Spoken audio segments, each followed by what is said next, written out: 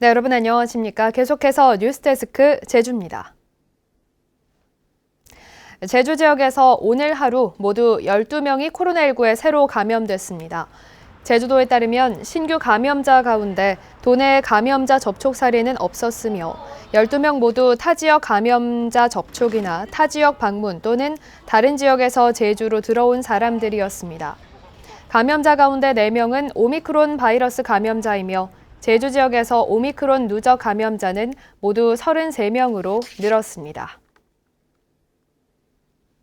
제주도가 녹지국제병원 개설 허가를 취소한 것이 부당하다는 대법원 판결이 나와 파장이 예상됩니다.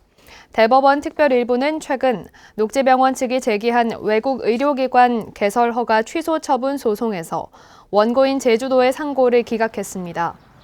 제주도는 2018년 내국인 진료를 제한하는 조건으로 녹지병원 개설을 조건부 허가했는데 녹지 측은 이 같은 조건이 부당하다며 병원 개설을 미뤄왔고 제주도는 허가를 취소한 바 있습니다.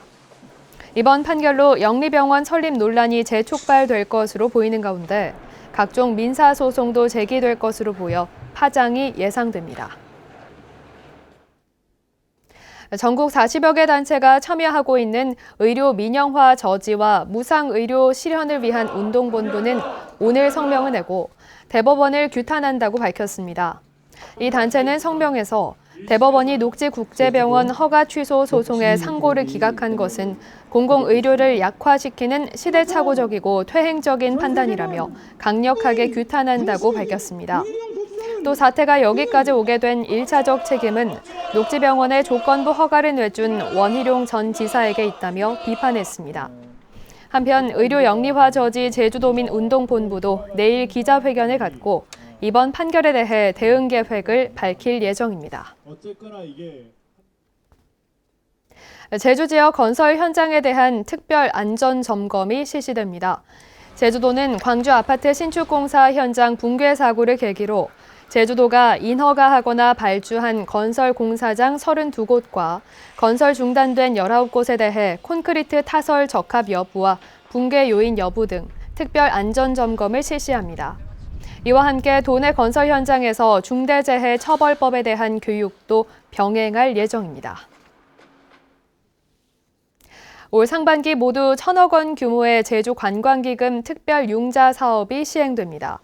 제주도는 오는 17일부터 다음 달 28일까지 6주 동안 신청 접수를 받아 도내 여행업과 관광 숙박업 등 모두 45개 업종을 대상으로 경영 안전자금 800억 원과 시설 개보수 자금 200억 원을 지원합니다.